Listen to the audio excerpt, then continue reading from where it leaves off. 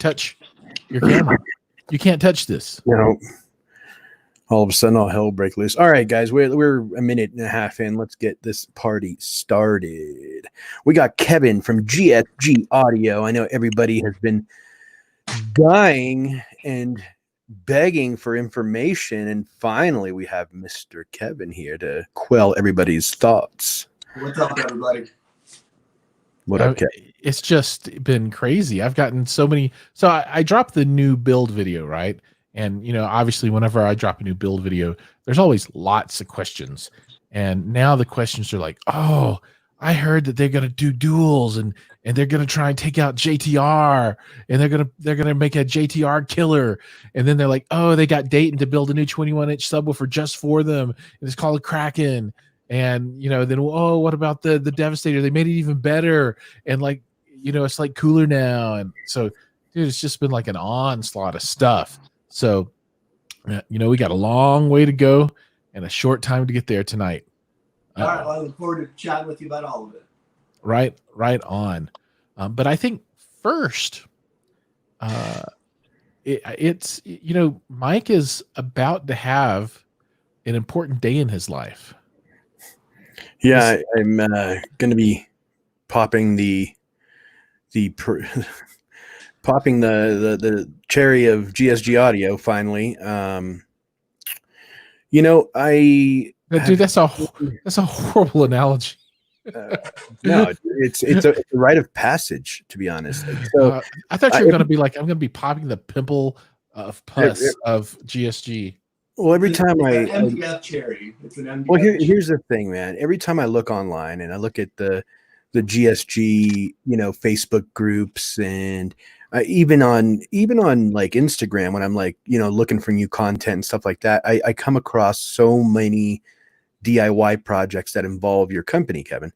So it's one of those things where I'm like, I feel like I've been left behind a little bit. You know, I feel like I'm not caught up in the race. So for me, this is a true honor because not only to build a product of yours, but also to build something that I'm going to be using on a daily basis, you know, is truly remarkable. And the fact that it came from my hands, you know, this is something I've been wanting to get into for a long time. And Giles knows this. I dabbled in the cable thing, the building my own cables, and mastered it, but figured out that, you know, I had probably have the early onset of arthritis.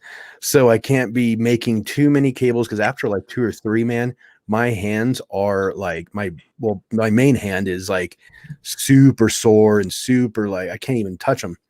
So for me, this is going to be something cool that I can do with my hands, and I can create and build. I'm super stoked.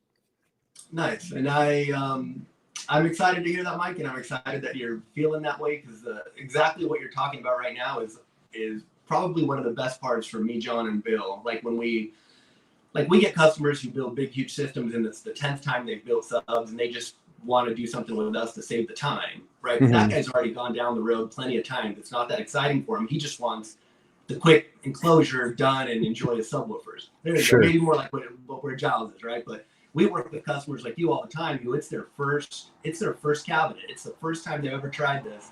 Mm-hmm. And so that's why, like, if you look at our manual, that's why we do the manuals the way we do them, right? We try to do a ton of pictures and a good thorough walkthrough of the whole process, but I think you'll love it. And look, you got the DIY pro sitting right there next to you. So if you get jammed up anywhere, he'll help you out. You can call me, call us. But it's the kit that you're going to build the hammer. It's an awesome kit. It was designed by Stephen Smith of Home Theater Gurus, and you know, we've known him for a little while. And those REW tutorials that he's done on YouTube have helped a lot of our customers. So me and him started chatting, and I let him know, hey, I'm happy to sort of unofficially do some hammer flat packs off to the side, you know, and just have sort of like fun, like a community project. And now they're starting to sell. We just started shipping them out. And so I'm excited you're going to build them, because they're super easy to build. At the shop, we can build them in 20 minutes. Well, I mean, I know you're not going to try to like do it for speed, but it's not a long kit. Like depending on the glue you use, the whole thing gets glued up in like under an hour. Sure. And so it's pretty cool.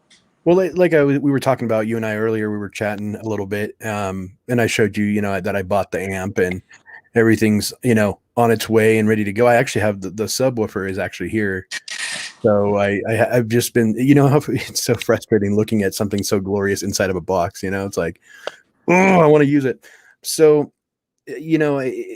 man, when you suggested the amp, because originally I was going to be like, okay, I'm just going to buy a, like that NX 3000 or whatever by Behringer. It's NX, right? I was going to get something like that and just use that because I'm like, okay, I'll probably end up building more, but realistically, I don't have the room right now to build anything like Giles has. I would love to, I would love to, but for just circumstance purposes, I don't have the room. So I think this hammer build is going to be great because I do have the room for a 12-inch subwoofer. So this is going to be exciting, man, because it's like I was personally more comfortable with a plate amp 100% because all I have to do is plug and play, once it's ready to go. So this is going to be really awesome because it's literally going to come from my hands. Like I said, it's my creation, my color scheme, my everything. And it's my sub, the fact that you're providing this. And this is something I've looked into for over a year now because I've been wanting to build my own stuff. Originally I wanted to build my own bookshelf speakers, but dude, like when I saw your stuff, and I think there's one other company out there, or one or two other companies that do flat packs, but I didn't see as much, I think, value or time or effort put into it like you guys do. I think the fact that you guys specialize in this, and it's not just something that you can get on Parts Express that somebody from some other, country makes, this is something that you guys make here. You cut yourselves, it's made with love, it's not made with I appreciate that, pure Mike. hatred, but yeah, Well, a lot of love and a lot of sweat. Believe me, there's nights when we're at the shop till like 2, 3 in the morning. If we get nailed with orders and we have customers who are like you, like excited to build their stuff, we'll stay at the shop some nights till 2, 3 a.m. And we'll go home. It's not a good. Don't know. It's not a good kit until it's got Bill's sweat on it. I mean, that's maybe a little blood on it. that's a labor of love. Yeah. But yeah, a lot of people don't know we have day jobs, right? We have lives outside of GSG, and maybe one day GSG grows enough to where we reevaluate things. But we started as a side business, right? We were just passionate about it, and we just rolled the dice and bought a couple of routers and learned how to use them, and we rolled the dice again, and we got into a little lease and where we're out of in Santa Fe Springs, and we had no idea if we'd ever sell one flat pack, but we just figured if it all blows up in our face, we've got a couple of nice CNC machines that we can make our own passion projects with. And so yeah, it worked out, and we've been having a lot of fun. But it's exciting to hear your thoughts on the first one, Mike. I'm looking forward to helping you with it. And I will tell you, there is something, you're not going to understand it until it happens to you, but it's a super cool feeling when you walk by a sub that you made, in my opinion, right? I've bought nice subs before, and I've also built subs, but every time somebody goes into my theater room and they see the subs I run in there, and all the questions start, what the hell are those? Why are they so big? What are these things?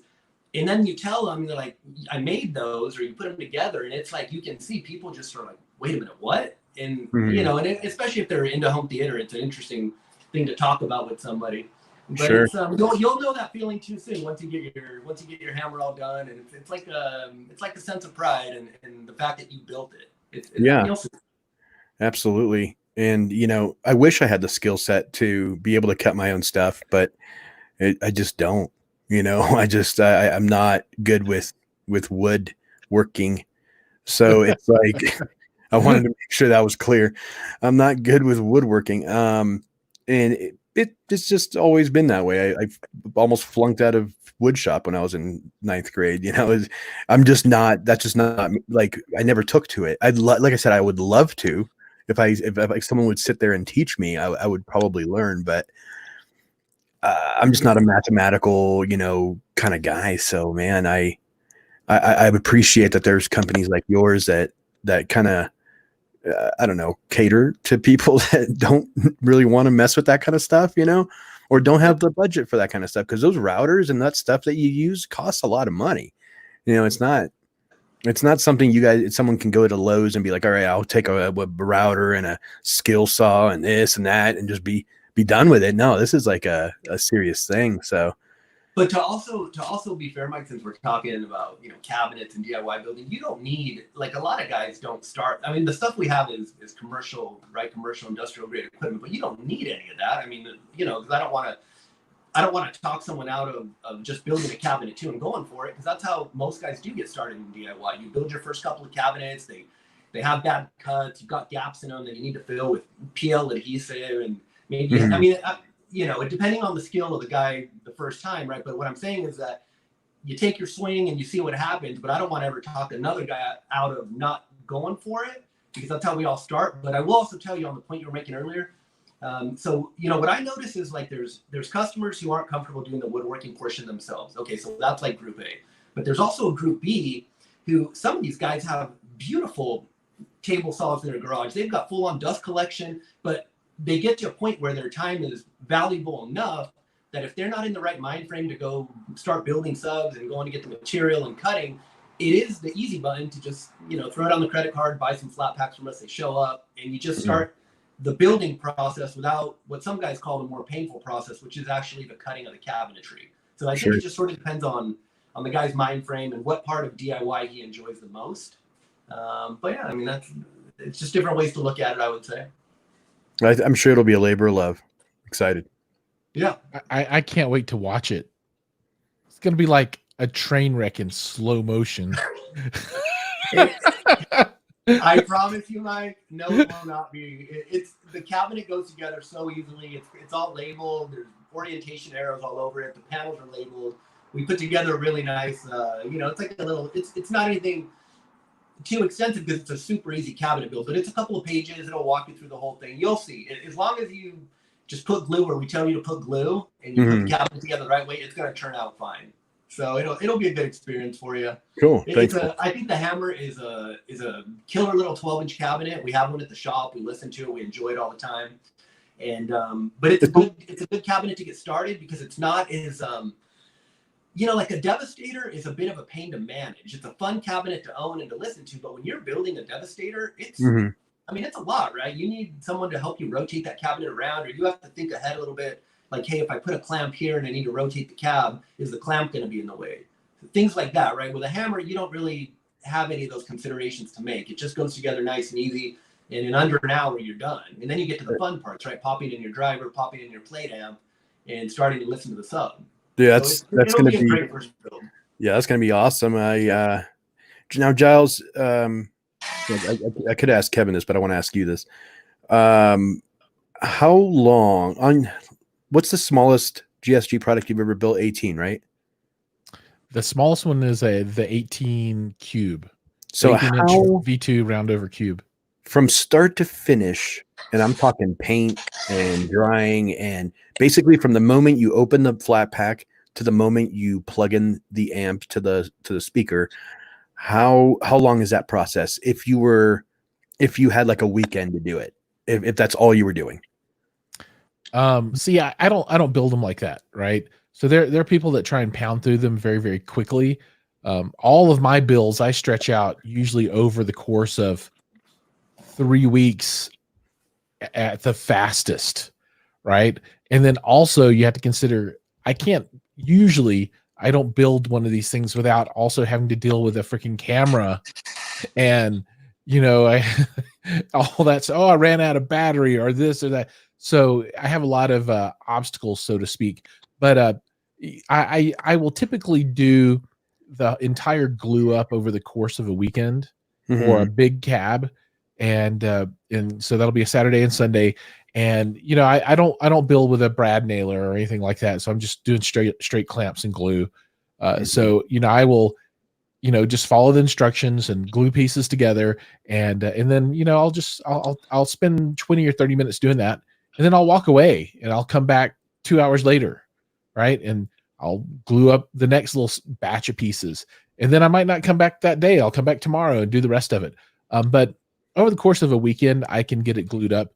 And then for paint, I usually paint over the course of a weekend as well.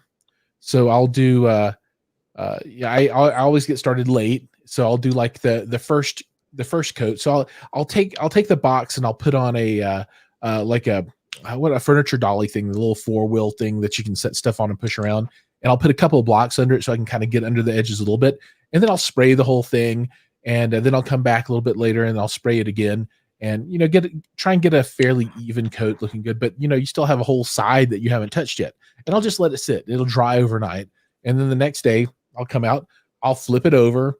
I'll spray the bottom and touch up any stuff that I missed, because when you flip it over, you get to see the other side. So you can look into the port and be like, oh yeah, I totally missed all this stuff. And I couldn't really see it good because it was down at the bottom yesterday. Mm-hmm. And then I'll paint the rest of it, and then I'll just let it sit. And then the next weekend I'll come back, and then I'll, you know, I make the cable, I pop in the speak on adapter or plug in the back, and then I put the driver in. It's done. So that's typically how I do it. I'll spread it out over 3 weeks. Now, I could probably condense that down to glue up in one day and paint in one day, and then putting the speaker in something in another day. So I could probably do it all in 3 days if I were pressed to. But I don't like to build them that fast. Kevin, you think I could pop this out in 20 minutes? This is different. This box is different. Don't try to do it in 20 minutes. I honestly think you'll have the cabinet glued up in about an hour. Mm-hmm. Don't forget that 20-minute statement. That's just, you know, what we do at the shop, because, you know, we build a lot of stuff. So the emotional component is sort of diminished for us, right? But for you, I want you to enjoy the ride. So sure. Don't worry about the speed on any of this, because I will tell you guys, we have guys that can build 2 Devastators in a weekend. Like, they'll text me at 6 in the morning on Saturday, and they're like, "It's build day." And I love going through, right? Because you might have like a guy in Indiana, and I'm way out in California, and every hour I'm getting an updated picture, watching these 2 Devastators come together. And sure enough, by Sunday night, like maybe, you know, 11, midnight, 1 in the morning, you know, we've had customers where the guy's got to work the next day, but he's so amped up, it might be midnight or 1 in the morning by the time he finally gives him some power, and he's listening to him for the first time. So that's, some guys do it like that. Mm-hmm. But I will tell you, I like the Giles approach a bit. That's how I do it now more too. Especially because I bring my work home with me from the shop, because if I'm at the shop too much, so, you know, 1, 2 in the morning, the wife gets lonely, start to, you know, that's not good for the home life.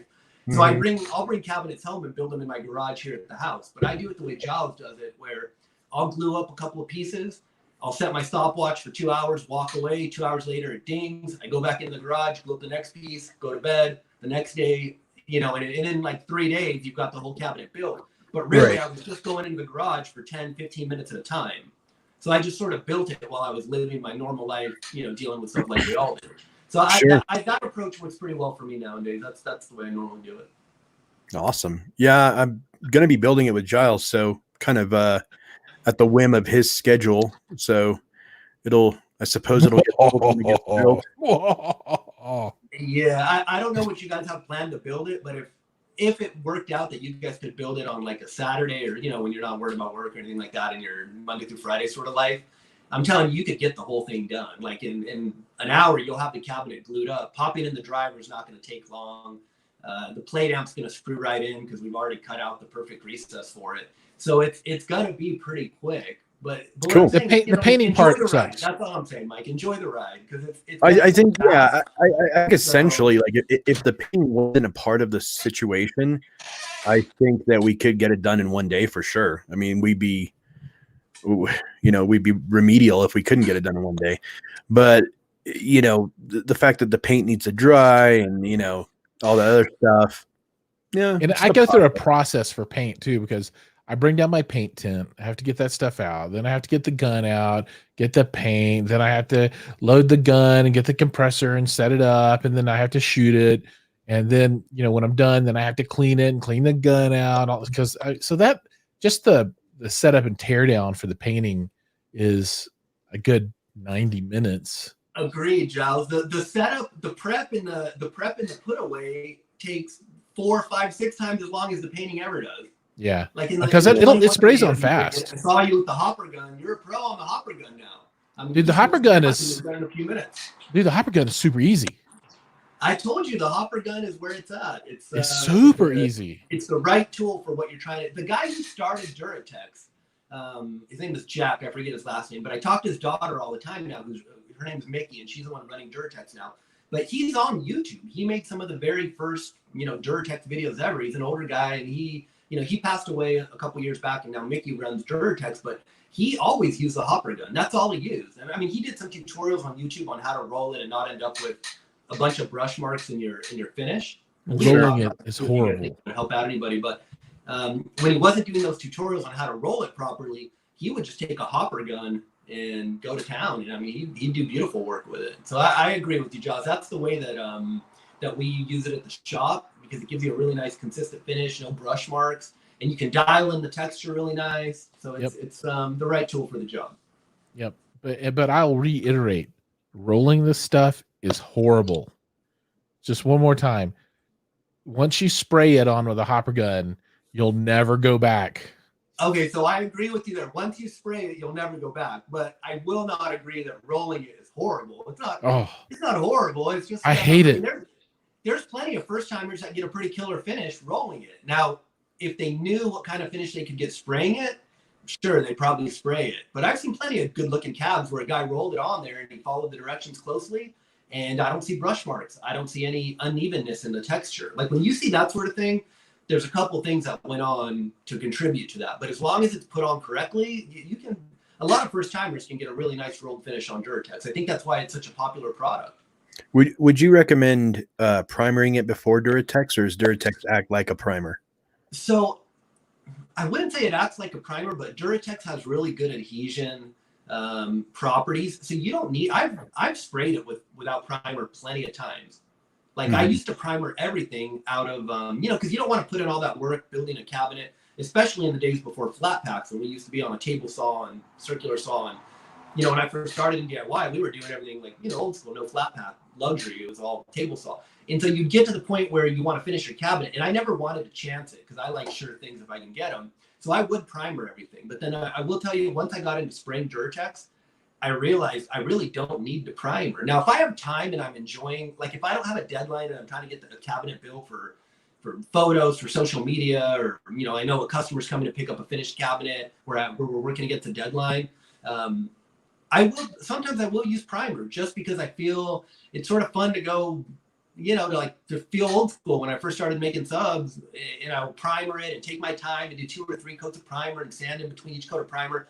And you get the thing so smooth and sexy. I mean, I love the way primer feels on a cabinet. And then I'll paint it, whether it's Durtex or something else. But do I think it's necessary, Mike? It's really not. I mean, okay. There's plenty of guys who go right on to cabinet to Durtex and they get a good result. So you should watch my video. You should totally watch my video. Video you did, I don't think you primered. Now, but I also don't want to steer anybody wrong. If you're using paint, then I typically do recommend a primer. Oh, I would totally prime with paint. Yeah, because you want to seal up that MDF too a bit, right? Yep. Depending on if you're using MDF or birch, I think it is a good idea to use a primer, especially if you're painting, right? Yeah. But the Durtex, I think, sort of goes on thick enough and good adhesion. It doesn't, I don't necessarily think you need primer. I know you don't need primer with Durtex. It'll be just fine, especially if you by the second or third coat of Durtex, it builds up pretty nice and it's going to hide a lot of the seams. Now, if you have some fat gaps, like if you didn't use a flat pack or if you sort of, weren't so careful in putting together your cabinet, you've got some seams that are a little wide, then I definitely would fill those seams with some type of filler and primer over them and make sure that you can't see them, right? Because if you don't see them coming through the primer, then you're not going to see it coming through the final coat. So that's where else I like to use primer, is sort of like insurance before you put the final coat on, especially because Durtex is also, it runs, $60, $65 a gallon. So it runs a bit more than paint. So for a guy starting out, maybe it is a decent idea to use primer if you're making your own cabinets and you've got gaps, right, that you want to make sure don't show. Got it. I always fill the gaps and sand that stuff down. And I use that stuff that's pink and it turns white or whatever. I forget the name of it. And I sand it super smooth afterwards. And then Durtex on top of that. By the second coat, just looks like one piece. Yeah, so drywall, you're talking about like drywall, spackle, or putty giles. I love that stuff too, right? Because when you put it on, it's pink, and as it dries, the pink goes away, and it just turns like sort of like chalky white, so it's ready. The only thing I will tell you on that is you really do have to be patient and let it fully dry. Because if you ever gotten aggressive and you get too eager and you Durtex over it, even though it's white and it's not fully dry, it'll roll right up on you.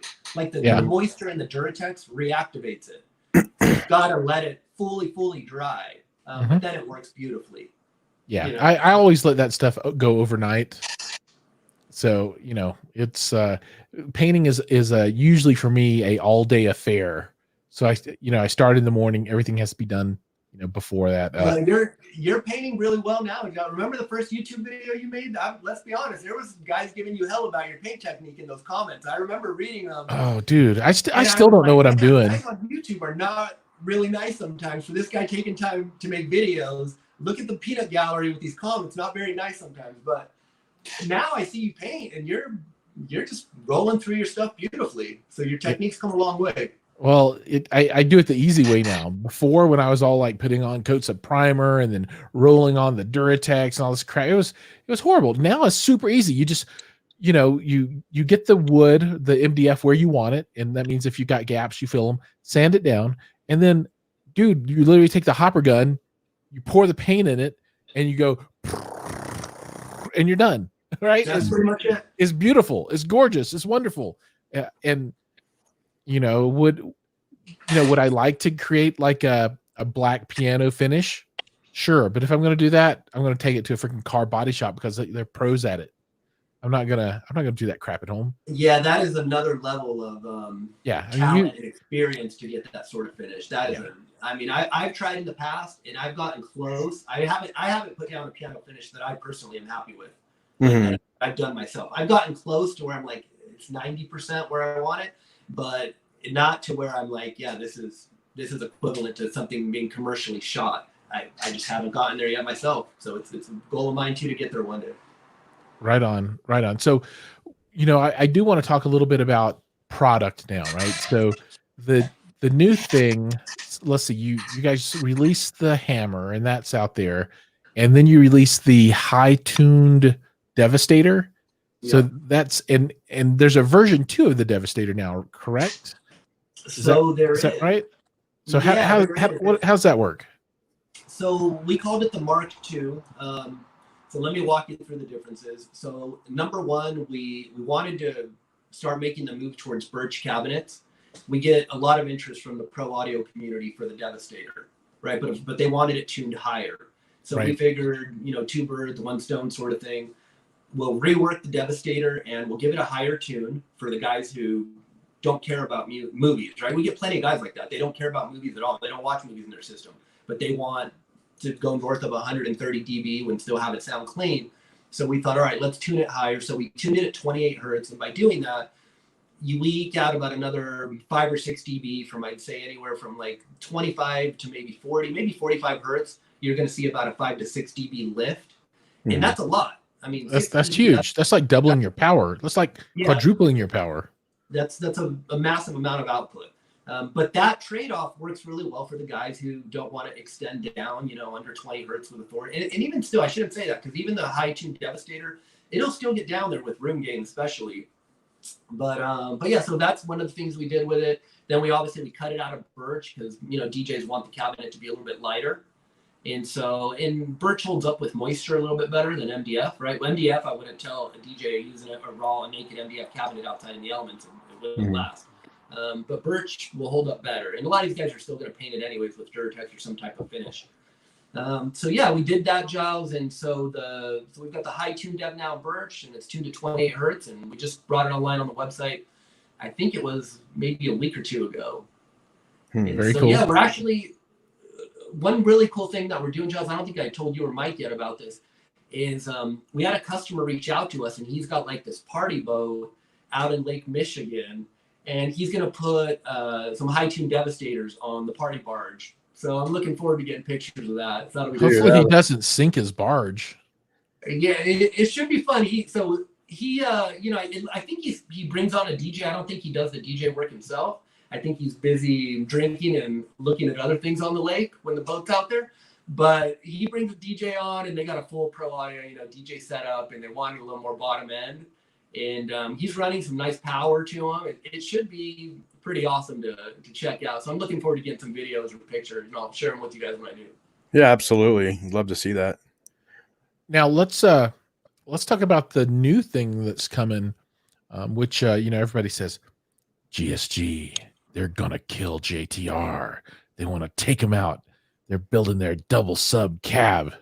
They're like, we're gonna make the ULF 4000 cry. So there's a lot of rumors out there and crazy, that sort of crazy stuff. We don't look, JTR makes a hell of a sub, right? If I wasn't passionate about making things, I would throw down the credit card and buy JTR, right? If I was just a guy who didn't enjoy the DIY journey, JTR for me is the easy button for high performance subs. Just throw it on the plastic and get your instant gratification. A couple weeks later when it shows up, they make beautiful stuff. So nothing like that, but we're also passionate about what we do. And I like what me and John and Bill really enjoy. The best part for us is to give guys maximum bang for their buck, right? So we've got stuff for the guy with a smaller budget who maybe can only do a 12 or an 18, and maybe he just wants one sub. Maybe he's happy with that, or maybe 118 or 112 is already more than he's had in his past, and he's already content with that. So we want to take care of that guy, but we also like working at the other end of the spectrum where it's not about the money so much anymore. It's about the sort of the journey meets value and performance. And so when we do stuff like duals or devastators, we're not trying to come in cheapest. We're still going to be pricey. These cabinets still take a lot of birch, and birch is pricey. These cabinets are going to use high performance 21-inch drivers, which aren't cheap, bigger power amps, which again aren't the cheapest. So it's not about the money right there. It's about, we want to be able to offer sort of extreme performance. And if we can give somebody good value while we're doing it, I feel like we're sort of checking off a lot of the right boxes for guys that are into the hobby the way the three of us are, right? We love to sit down and watch a movie and have it just sort of be nuts. Sure. Like for me, watching a movie like John Wick on a sound bar, okay, I can watch it and enjoy it in a certain way. But when I watch a movie like John Wick in my own setup, which is sort of like the opposite of a sound bar, that's a whole nother level of, I'm sweating at times when I'm watching movies in my own setup, and I love that feeling. Some people don't like it. It's too over the top. But personally, if I'm going to take 2 hours out of my life to watch a movie, I want that feeling, not sort of the soundbar comfort feeling. And not knocking that. It's just not it doesn't get my heart racing. So that's all I'm saying. I'll tell you, man, when I was in the movie theater business, I was so amazed by the sound and how they put the huge subwoofers behind the curtains and just the whole experience of it all. And I'm starting to notice that more people nowadays are wanting to bring that experience home to their personal, theater. I think the biggest obstacle people are facing is space. We live in Colorado, and for the most part in Colorado, they have moderately sized, basements, which make a perfect home theater. However, man, I would love to have a good size space, and maybe I can do this since I'm, single and have no kids and it's just me. So I can actually allocate a nice large room to accommodate some big devastators. However, for the people that do have, space constraints, I think it's awesome that you're bringing out stuff like the hammer and stuff like that will be able to give them that DIY feel and the quality that you're bringing to the table in a smaller form factor. Are there any plans to go smaller, maybe a 10 or an 8? So, I was just talking with a good friend about this, Jason, and he's a guy up in Canada. I think you guys might know Jason Lockyer, but super nice guy. He's watching right now. Oh, well, how you doing, Jason? So I think me and him were just talking about this like 2 nights ago. We were talking about like a micro Marty. And a micro Marty is another popular design, got its start on ABS, designed by my partner at GSG, John. But, Mike, I think we might. Right. We're sort of figuring out GSG every day with everybody else. We just sort of figure out what gets us excited. And if we see people asking for something, there's a part of us that wants to deliver it. Now it gets tricky if I see one person a year asking for something, maybe Sure. That doesn't make as much sense, but I get your point, right? A room full of devastators or BTS cabs or all this wildness we do, that's not in the cards for everybody. So that's why I did enjoy doing the hammer with Stephen Smith. That's a super cool sub. It hits really nice. And I like what you said. That's going to get people's feet wet in DIY and give them that satisfying experience. But on something smaller than the hammer, You know, I hadn't really thought about it too much up until like 2 nights ago, like I'm telling you in this chat with Jason, but it wouldn't be that tough to do. I mean, we could use however, 10-inch Ultimax, we could do something smaller. And you know, we're bringing on more help at the shop, so it's easier for us to prototype at a more rapid pace. We got a couple of employees now, and so we can turn stuff around much more quickly. So who knows? We could do something like that. You know, where 6 months ago I would tell you, no, we're never going to do anything small. Sure. Now it's like I have fun doing the hammer, and I think who knows? We might. So we'll see. Because on Parts Express, I think they have those pre-made 10, 8, and I don't know if they go anywhere lower or smaller than 8, but they have those pre-made flat packs that they look okay. You know, they look all right. The de novo sealed. Yeah, the de novo. Yeah, no, I know the kits you're talking about. I've looked at them too. Yep. I've thought about it, but obviously I never pulled the trigger. You know, something just told me, not the right time, not the right thing. And then that's when, you know, when we first met, you and I, when we did the first podcast, you know, last season, I already knew about you, and I already knew about GSG, and it just like solidified my loyalty for you. You know, like I was totally like, man, cool guy, good product. I've seen the product firsthand in Giles's theater, and I've heard the product firsthand in Giles's theater, and dude, your stuff is good, man. Like, I appreciate it, Mike. If Giles ever comes out to California, be sure to carpool with him, and you guys stop by the shop, and we'll show you guys around and everything. But yeah, man, I appreciate that. I mean, I love DIY. I've been doing this for a while, and you know, it's a cool little thing we're doing, and the best part of it is just working with our customers. It's super. It doesn't even feel like work. I don't know how to tell. I mean, my real life, right? I work for a bank, and that's boring, sort of non-passionate work. You know, it's comfortable work. It's, you know, it's comfortable, but it's boring. But when I'm working on GSG stuff with John, there's days where we're awake at 1, 2, 3 in the morning, and I'll tell him like we both have to go to bed. We have to be awake in the morning for our real jobs. Like we can't.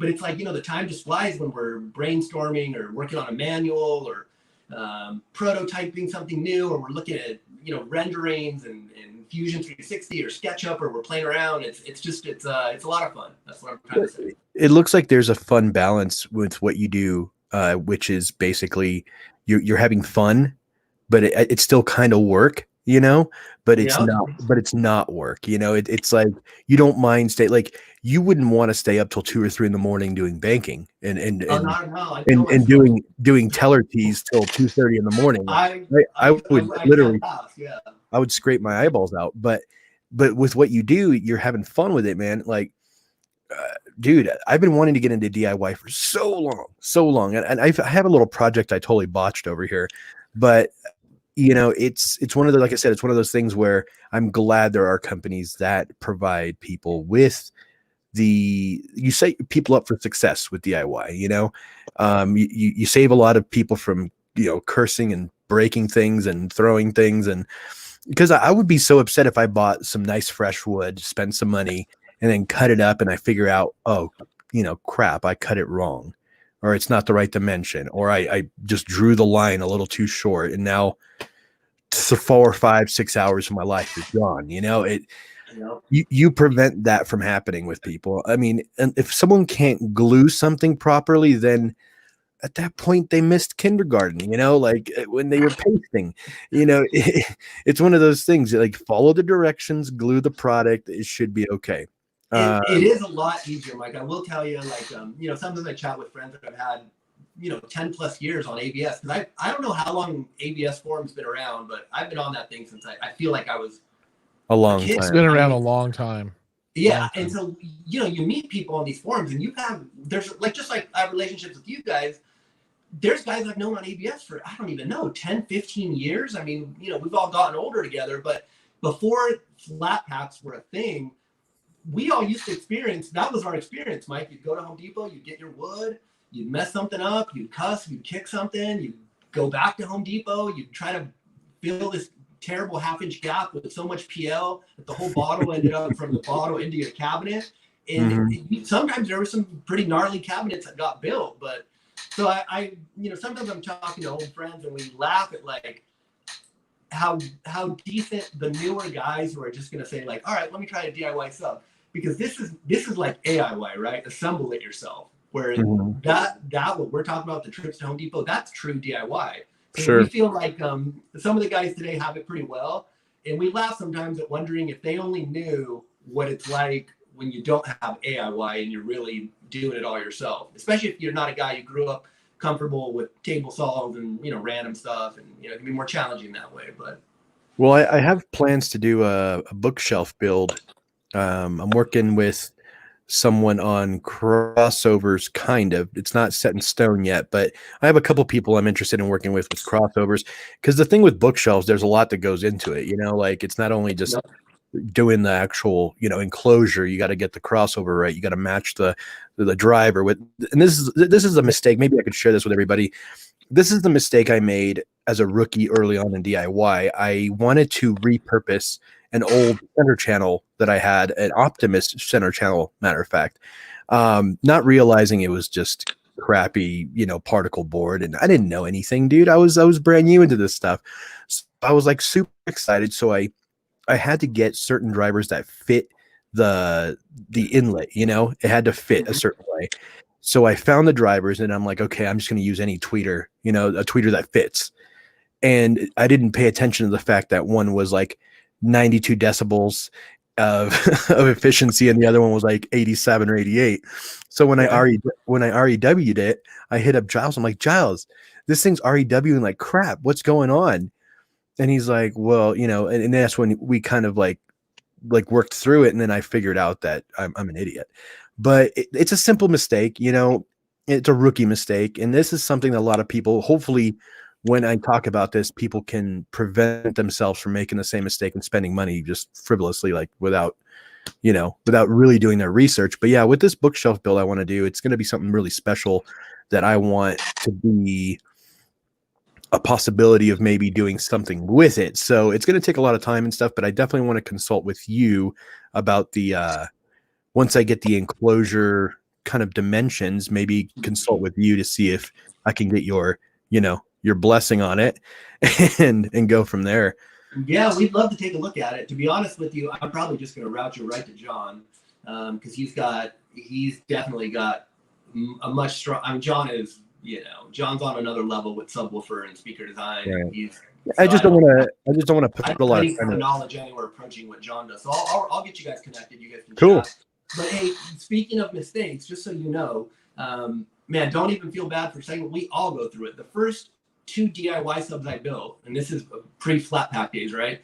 I was so excited that I get the thing going, I plug in the amp, and I turn it on basically, and I should be hearing bass, and I'm hearing nothing. So of course I got to pull the driver out.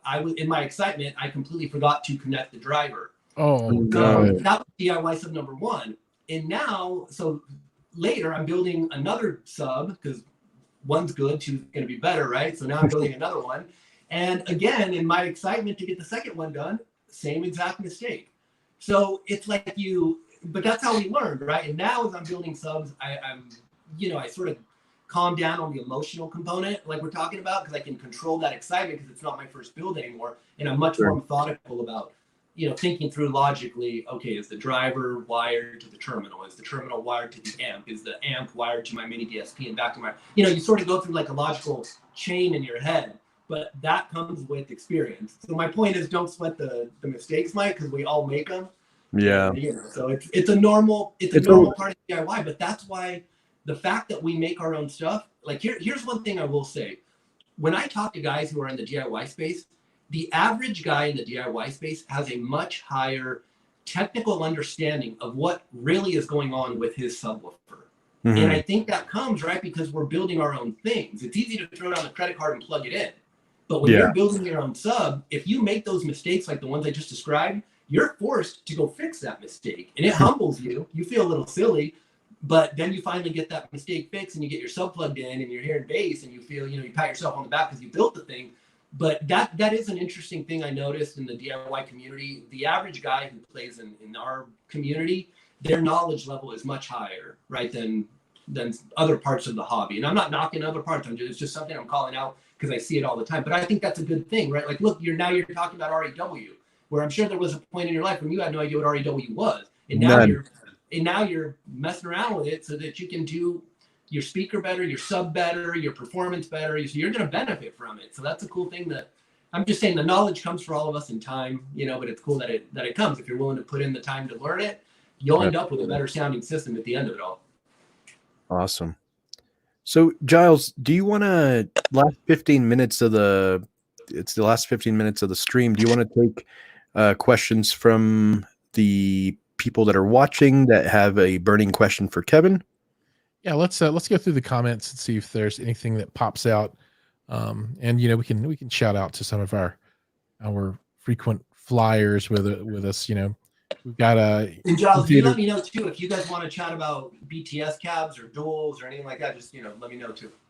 Right on. Well, yeah. So just real quick, BTS is new, and that's designed to be like a thin form factor that you can put behind a screen or behind a sofa, right? So, right. but is 17 inches maximum depth. Is it Marty Cube style performance? Is it close to that? It's similar, right? Like an 18-inch BTS cab, very similar to a full Marty, and the 21-inch cabs are going to be similar to the 21-inch Martys that we have up on the site. Okay, they're close enough that I'd say they're similar. Right on. And then from the dually cab, you're going to do those in 18 and 21s, right? Yep, that's the plan. When? They're going to be heavy. They're going to be heavy. I'm telling you that right now. But this is extreme DIY, right? So it's not going to be practical. It's not made to be practical. These cabinets are going to weigh in excess of 300 pounds, and they're probably loaded with drivers. You're going to need a neighbor to move them. They're going to put a big dent in your carpet, but they're going to pound. I mean, they're going to be high performance cabs, and they're going to save you quite a bit of money if you're willing to invest your time and do it yourself. Right on. And when do you think folks will be able to see those? It's soon, Giles, to put a date on the duals, but 1 month, 6 months, 1 year. Emails, but it's what we're going to start tackling pretty much now. Now that the BTS cabs are up on the site, we're going to start looking at the duals now. We've got some friends and customers who are asking us to take a serious look at it and make it happen. And so that gets us, that sort of gets us fired up, and we end up moving a lot more quickly. Even though we're juggling like 10 things right now, just knowing that somebody is hoping for it or wanting it will make us move a little more quickly and find the energy to get it done, sort of thing. So I can't give you a date, but it'll be coming next. Right. All right, Kevin, I got a question here that popped up that I think would be kind of cool. Rob E asks, I have a question for the GSG guy. With the popularity of low tune subs, Rhythmic, JTR, and PSA, will GSG ever have a low tune sub around 12 hertz and lower port tune? So, lately it's coming up more and more. There are trade-offs when you tune a sub that low, right? You're going to lose output elsewhere in the range. And the low tune guys know that, but what they want to do is they want to get enough low tune subs in the room to still get the output they need. But by tuning so low, they get really strong extension, even into single digits, kind of like a sealed sub, which is a lot of fun. I think we might, right? At first, when we started looking at low tune, we thought, I don't know if there's enough demand for large low tune subs, but week after week, somebody else keeps reaching out. There's a guy named Zach who reaches out often, super smart guy, knows his stuff. He's an ABS guy, and he keeps asking us. And, one thing you can do to tune a sub mic, and you may be aware of this, or I don't know, but like even with a Marty, right? You can stuff one of the ports in a Marty and drop the tune by about 3 to 4 hertz. So that's a way to get a Marty tuned lower. The Marty's tuned at 17. You stuff a port, you're down at about 12, 13. But then it sort of plays with the air velocity on the cabinet, and if the air velocity goes past a certain point, that's not good. So it's sort of like you're kind of balancing out all these things. But to get back to your question, I think at some point we may do a low tune sub, because as we design more cabinets and we go through the prototyping and then the actually bringing these cabinets onto the website and starting to sell them, we get leaner and meaner each time. So what I'm starting to watch is our development cycles shrink with each cabinet. And that's pretty cool, because things that I thought might take us 6 months, now in my head, I'm looking at it going, we could probably crank that out in 30 days if we wanted to. Sure. And so I think down the road, we've got some things in front of low tune subs, And real quick, while we're on this topic, though, I will also, if anybody wants something like that, I will say that our custom capabilities have really stepped up in the past 60 days as we brought on another guy with good CNC programming experience. So if somebody's looking for something that we don't currently do, shoot me an email, give me a call, we'll talk about it. If you've got a reasonably realistic budget, we can make it happen. It'll be something custom.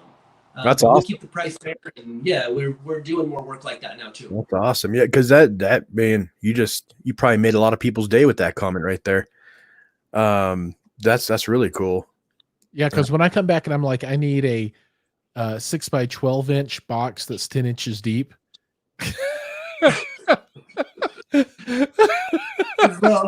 So all I ask, Giles, is we can do custom, but we can't defy the laws of physics. So whatever you ask for, just keep that in mind. Custom, okay, physics, time, space, continuum, destruction sort of stuff, we're not there. Here's another question from the Mad Piranha. He has been following us from the beginning, and I appreciate your followship. Any plans for an assembled and finished cabinet? Yeah, Mad Piranha, I'm glad you asked that. Yeah, we're getting there really quickly. So we are in the middle of setting up a paint booth at the shop. It's been taking a while, and California is not the most friendly business environment sometimes to do things. So there's certain things we got to keep an eye on to not get in trouble. But we are in the middle of getting a paint booth going, and we actually have a couple of orders right now for finished product. And so we're going to cut our teeth on these couple of cabs that we have going out the door. But like I said, everything gets faster, right? So these first couple of finished cabs take us X amount of time. And I look at that, and then I figure out how can we shorten that by this percentage. And then the next time I want to shorten it by that percentage again. And we just keep on shortening that timeline until we're happy. So it's coming, and we're doing it. We're just not advertising it on the website yet, because I'm afraid if we're not staffed properly. If I turn on, let's say, like finished Martys or finished Devastators, I don't want customers waiting, 2-3 months. We're trying to avoid that, but we are gearing up for that sort of thing. But to answer the question, we already are doing finished cabs. Now we're in the phase where we're gearing up to do it more efficiently. Sure. Awesome. Well, cool, dude. Hey, Matt Piranha said, good to know. So here's a good question. What subs and amps are recommended for the hammer? Say that again, Giles. Which subwoofers and which amps are recommended for the hammer flat pack? Yeah. So I think the go-to woofer is going to be the UM12. So Stephen Smith, again, of Home Theater Gurus, he designed the hammer around the UM12, right? So it's a good solid 12-inch driver. For sure, that's going to work great. It takes about 600 watts of power in that cabinet. It's going to reach X max pretty well in that with that much power. So you're not leaving performance on the table. So that's my go-to recommendation on the hammer, is that driver. Other 12s could work, but we would want to take a look at it before a customer is going to, spend his money on a flat pack and use a driver that we're not aware of. We'd want to take a quick look and just give them a thumbs up or thumbs down. So yeah, the UM12 is my go-to recommendation on the hammer. And then in terms of amplification, the Bash 500 is a nice little plate amp. It doesn't have DSP, so that's the knock on the Bash 500, but it's a good amount of power for, I think it runs $200, and we can cut the hammer with the recess already in it, so it'll sit real nice, and it's beautiful sort of thing. And so that's good for the guy like you, Mike, who, if you don't want to run a standalone pro amp and worry about wiring to the pro amp and fan noise and other things that come with pro amps, because they both have trade-offs. So if we're not going to use a Bash 500, I would say go with an NX3000. The Behringer. It's a good amount of power. You can run it off of one channel, the Behringer. If you ever pick up a second hammer, then you've got an open channel on the Behringer. And then if you ever get into higher power handling subs, you can bridge the 3000, and you can use it with a 21-inch driver, for example, or a bigger sub. So I think that 3000 is a good amp for guys because you can sort of grow into that amp. Right? And then it also has DSP. So for guys trying to watch his bottom line, he could just pay, I think on the GSG site, our prices on the amps are pretty decent. We don't charge tax, and we're pretty competitive price-wise. And we ship for free, so I would definitely tell anybody, check us out for that if you need something there. But the 3000 is a nice amp. It's got the DSP built in, so you won't have to buy a mini DSP if you don't want to. But again, that's another conversation, right? Because the mini DSP is a real cool device, and a lot of people think the interface is easier to use. But the DSP on the Behringer, it'll do everything you need. Right, the DSP on the Behringer you can set your high pass filter, you can set a voltage limiter if you need to. So it'll cover the bases for you. Yeah. As everybody probably already knows, Giles and I will be doing the Ultimax 12s with the Bash 500 amp, because that's what was recommended by Mr. Kevin. So, and he can cut a hole for it. And he can cut a hole. You know, you don't know how much. Really nice. It'll drop in there when you put the amp in. It'll drop in there real nice. You have no idea how much anxiety I was going through with Giles the other day. I'm like Giles, I really, really hope Kevin cuts this for us, because I don't trust you with any kind of power tool, and B, want this thing professionally cut. You know, so I'm super glad you and I had that conversation today, though, and you eased my pain. And I know for sure it's coming cut, but I think that's also a really cool feature that you offer. You're like, okay, for someone that obviously does not have, the skill set, once again, of woodworking, you can work with them. You can work around that. You were able to do that for them. And I think that's a really cool personalization that your company offers, because most companies are like, oh, this is what we got, take it or leave it. And you're like, no, like, what do you actually need? And that is what separates you from everybody else, period. Well, that's the advantage, Mike, right now, I'd say, of being so small, right? We're just a couple of guys out here having fun. I tell John and Bill all the time, I feel like we're the Bad News Bears, right? We're just a couple of guys. We're like, hey, let's make some subs and have fun.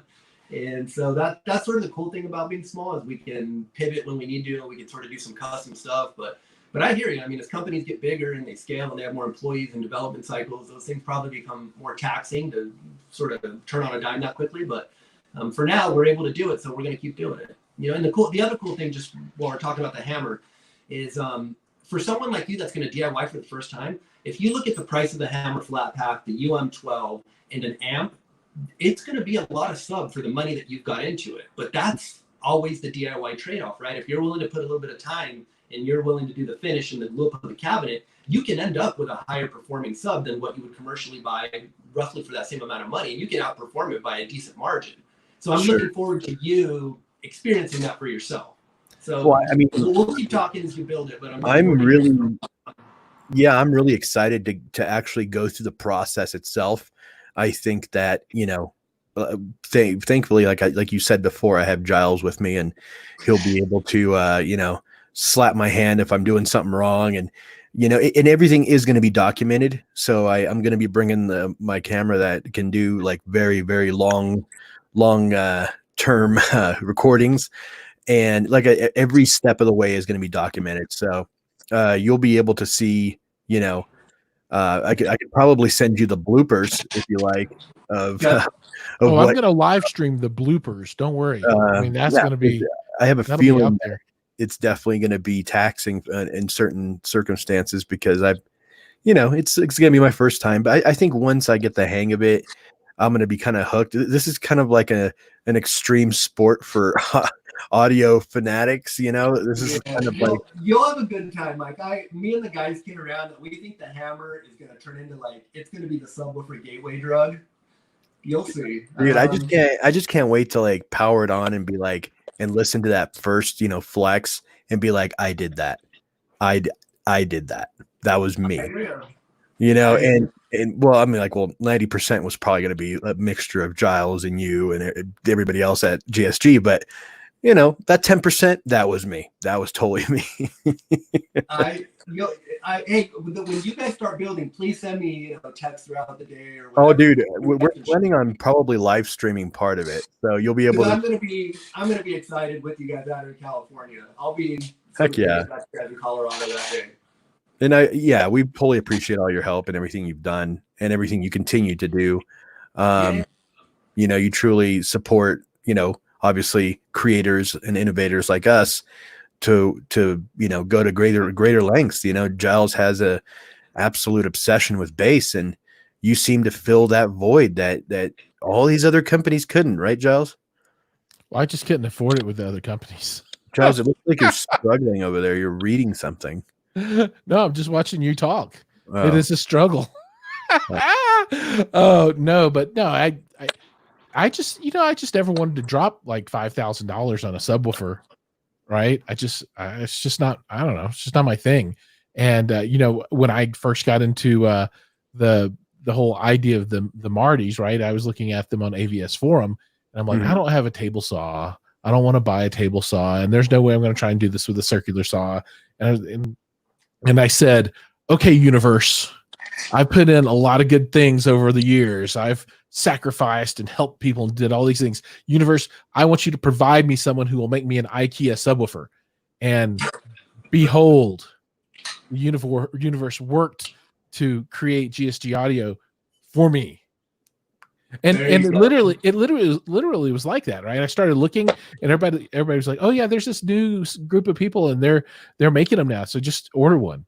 And I was like, holy cow, this is the best thing ever. So the invisible hand, Giles. The market wanted it, and there it is. There it is. Yeah, but it's I mean, it's cool, and it's a game changer, and I don't, nobody was really doing it before you guys, not at scale and not with a lot of different products. You could go buy like the sealed flat packs, which I think you guys should do one day too, because there are people that would want to buy your sealed flat packs.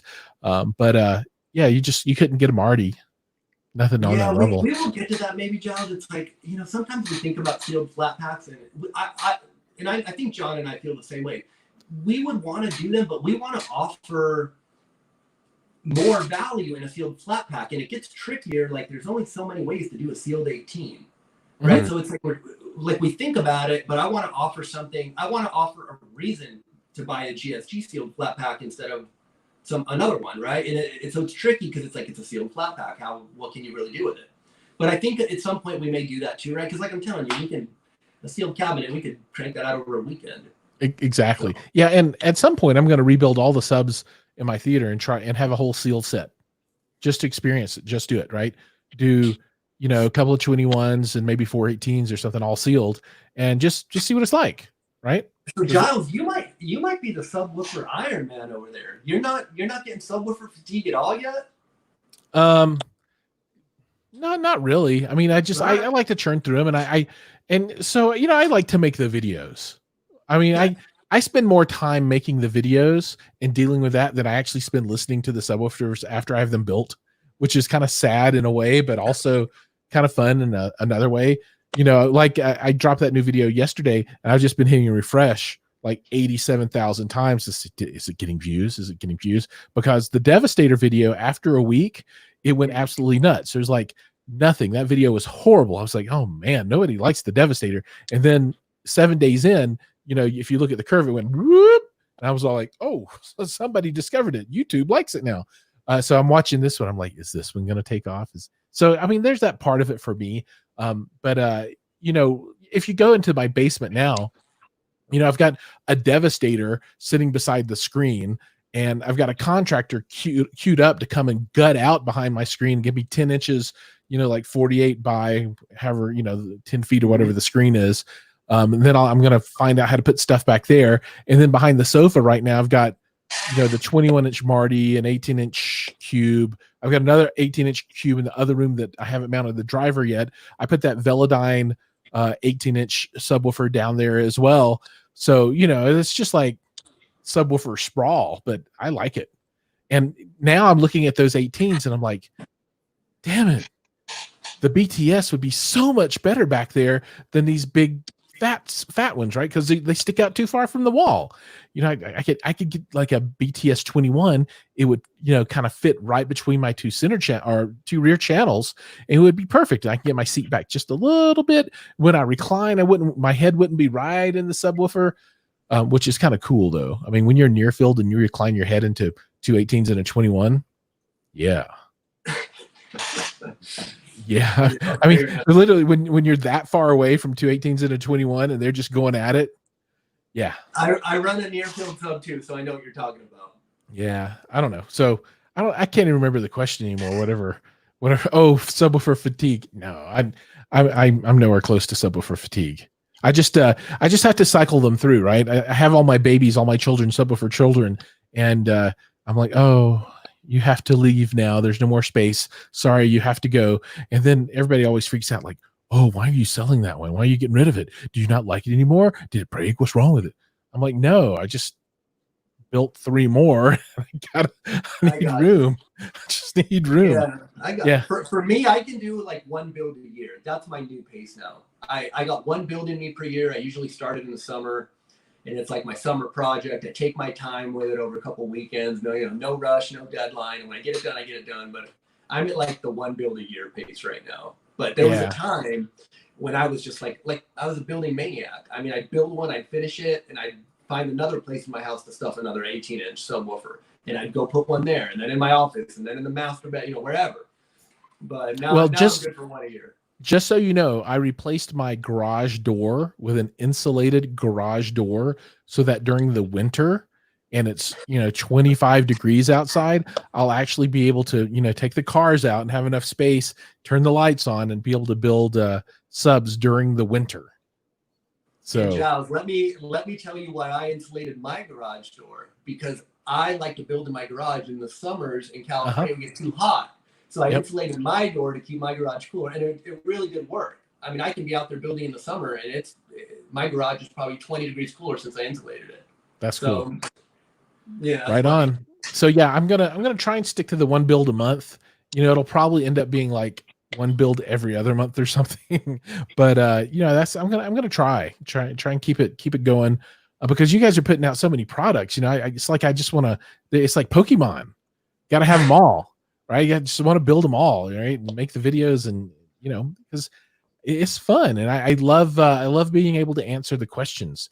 Folks will be like, well, how did you do your clamps, and how many did you need, and do you think Type Bond 3 is better than Type Bond 2, or should I use that PL stuff, or it's fun. Like, oh, well, you're helping a ton of people, so we appreciate you, Giles, and everything you and Mike are doing, and but I know our customers appreciate it because you guys get brought up a lot. Like, people reference the YouTube show, they reference the YouTube videos. I mean, it comes up every week. I'm having conversations with people where they're like, I watched a video of a guy in socks on his patio build a whatever. And it's oh yeah, I know who you're talking about.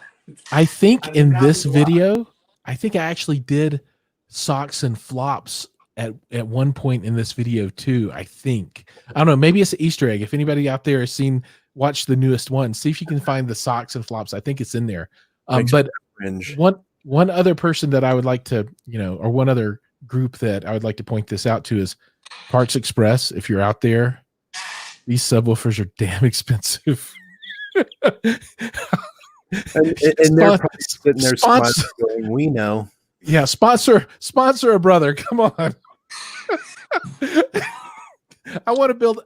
Actually, I do want to put the Kraken in that 21-inch full, Marty, because that's queued up next. 21-inch full, round over. It's in the garage, and it's floated to the top of the wood stack, and the only reason is because it's 4 ohm, and I do not like the 8s too much, and I just put a Lavoce 8, and it's okay. It's great. The Eminence 6 ohm is better, I think. And man, this Kraken at 4 ohms, I should be able to actually power it with amplifiers that I have. Most of my amplification has died, but we're looking at both of those woofers. We're gonna probably update the website maybe by this weekend. We'll do some, sort of thorough woofer write-ups. We're definitely gonna put I forget the model numbers on them, but the 21, that's the more pro audio looking 21. We've already tentatively taken a look at that, and that seems to be a good woofer for its price point. So we're going to add that. We're going to add it to the GSG performance chart because that's going to work pretty well for guys in a lot of our cabinets. We're still looking at the Kraken. We're still taking a look at it, sort of formulating our opinion on it, and we'll do a write-up on that one soon. Right on. Cool. Yeah, a lot of people have expressed interest in the Kraken, and I think that's simply because Parts Express is like, oh, this is our ultra long throw cinema 21-inch subwoofer designed for your movie satisfaction. I don't know. Yeah, proof's in the pudding, right? We're looking at it. So we'll update the website soon to give customers some potential direction on which cabinets it may work best in, that sort of thing. Cool. Right on. Awesome. Well, do we have any other questions? I think we are running out of time here. It doesn't look like we have any More great. If anybody has any questions for Kev, speak now or forever hold your peace. I want to thank everybody for coming on, onto the comments and everything. Thank you. Yeah. I think we'll close it out with this one. And this comes down to subjective questions, and you hear this quite a bit. 2 Devastators versus 4 18-inch mini Martys. Go. Right? Which one? So I mean, it really is tough. Like it's tough to answer that, Jaws, with just that information, because what I would want to know is how big is someone's room. 19 by 12.5 by 8. What was it? 19 by 12.5 by 8. Okay, so usually my answer is going to lean towards Devastators, but I also lately I've seen a lot of customers using Devastators and mini Martys or full Martys, and having, they report back that they really love the sound. And so if we're about to finish, I don't know if we can really get into a longer answer, but I'm a huge fan of the Devastator. I run multiples. I run 3 in my own setup, and then I got another 21 in the back. So I'm pretty much all Devastator at this point, and I used to run a lot of Martys in my theater, and I personally prefer the Devastator sound. I just like the immediacy of the mid bass is sort of like off the charts fun for me, and I still have really strong low end. So I'm a convert, right? I've made the transition to all Devastators pretty much, but I still remember when I had all my Marty cabs, and I loved them, and they pounded the living daylights out of my room too. They just didn't hit in that mid bass the way the Devastators do, but it's almost like, of course they didn't, because they're not made to do that, right? The Marty is sort of it's a very well balanced cabinet, right? It's going to have strong low end, strong mid bass, where the Devastator has strong low end, but then it's got this really big peak in the mid bass section, and for me, that's a lot of fun. So it's tough to answer that question, Giles. I really need to sort of talk with somebody more about all sorts of things and try to help them guide them into what I think they'd be happiest with. Yeah. So my answer to that is 2 Devastators and 4 18-inch mini Martys. Yeah, that's probably the safe answer if someone's got the room. I like it. Not or, but and. Cool. Well, I think we'll wrap it up there and put a fork in it. We've gone the hour and 15. Thank you so much for coming on, Kevin. It's been a pleasure having you on the show. Yeah, fellas, always enjoyable. Yeah, thanks, Thank you for having me on again. Good to chat with you guys. Right on. So yeah, when I do my video, I'll have to have you on, and we'll chat about, the process and everything in my video. It'll be fun. All right, can't wait, Mike. Looking forward to it. Awesome, buddy. Thanks again for coming on, and thank you everybody for tuning in. Just an FYI, we are going to be cutting it down to only Tuesday nights for our live stream. So you'll be able to get hit double time on Tuesday. So we post the actual podcast in the morning at 9 a.m. normally. Usually. Most of the time. And we'll be doing the live stream at 10 p.m. Mountain Time every Tuesday from now on. But stay tuned for other fun stuff we'll probably be doing, throughout the week. You never know what we'll be up to. Special events. All right, guys. Thanks again, Kev, and we will see you guys next week. All right, take care, everybody. Good night, everybody. Good night, guys. Thanks.